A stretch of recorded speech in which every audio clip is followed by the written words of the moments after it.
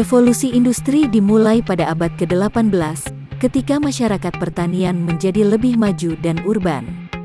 Kereta api lintas benua, mesin uap, listrik, dan penemuan-penemuan lainnya mengubah masyarakat secara permanen.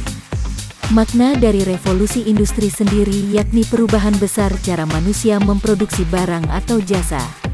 Hingga saat ini revolusi industri sendiri telah memasuki revolusi industri keempat atau lebih dikenal dengan istilah revolusi industri 4.0.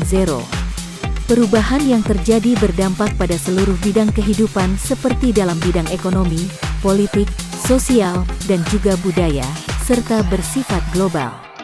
Revolusi industri adalah keadaan di mana banyak aspek kehidupan yang terpengaruh oleh perubahan global tersebut.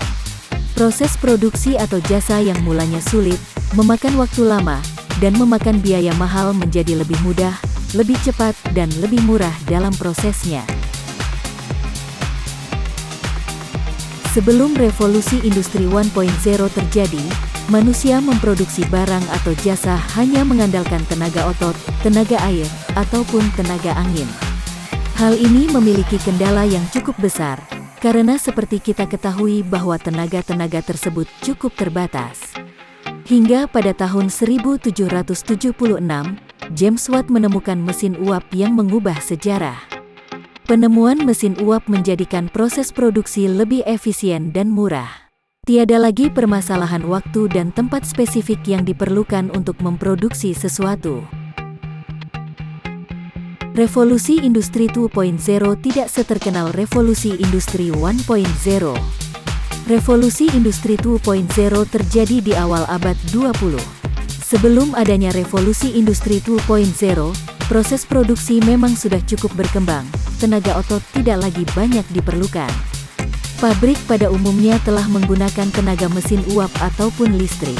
Namun kendala lain ditemukan dalam proses produksi, yaitu proses transportasi.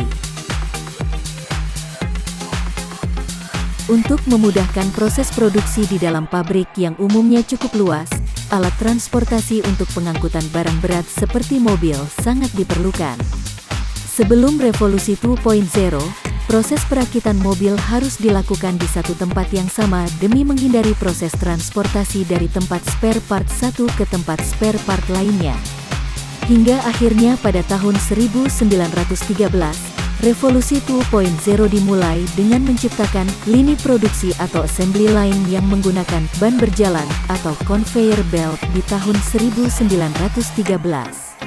Proses produksi berubah total. Bila pada revolusi pertama pemicunya adalah ditemukannya mesin uap, revolusi kedua dipicu dengan ditemukannya ban berjalan dan listrik, lalu apa ada yang bisa menebak apa yang terjadi pada revolusi industri 3.0?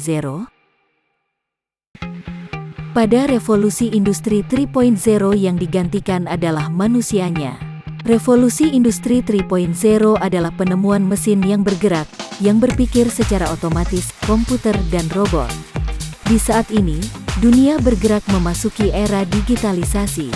Sebagian aktivitas yang sebelumnya hanya dapat dilakukan manusia seperti menghitung atau menyimpan hal penting seperti dokumen, mulai dapat dilakukan oleh komputer. Revolusi yang terjadi juga bergerak, tidak hanya mengenai revolusi di bidang industri namun juga di bidang informasi.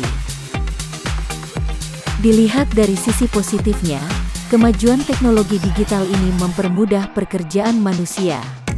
Sehingga potensi terbesar manusia yang sesungguhnya dapat lebih dioptimalkan, seperti berpikir, memimpin, dan menciptakan karya. Setelah Perang Dunia Kedua, perkembangan komputer juga semakin cepat. Komputer yang dulunya sebesar ruangan, terus mengecil dengan fungsi yang semakin luar biasa. Saat ini fungsi dari komputer tersebut hanyalah sebagai salah satu perangkat, dan kita mulai memasuki era revolusi industri baru yaitu revolusi industri 4.0. Revolusi industri 4.0 mulai dicetuskan pertama kali oleh sekelompok perwakilan ahli berbagai bidang asal Jerman, pada tahun 2011 lalu di acara Hannover Trade Fair. Dipaparkan bahwa industri saat ini telah memasuki inovasi baru, di mana proses produksi mulai berubah pesat.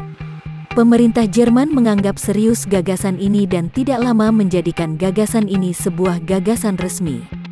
Setelah resminya gagasan ini, pemerintah Jerman bahkan membentuk kelompok khusus untuk membahas mengenai penerapan Industri 4.0. Saat ini kita berada di zaman di mana revolusi Industri 4.0 baru saja dimulai. Lalu seperti apa sebenarnya revolusi Industri 4.0? Revolusi Industri 4.0 menerapkan konsep automatisasi yang dilakukan oleh mesin tanpa memerlukan tenaga manusia dalam pengaplikasiannya, di mana hal tersebut merupakan hal vital yang dibutuhkan oleh para pelaku industri demi efisiensi waktu, tenaga kerja, dan biaya. Penerapan revolusi Industri 4.0 di pabrik-pabrik saat ini juga dikenal dengan istilah Smart Factory.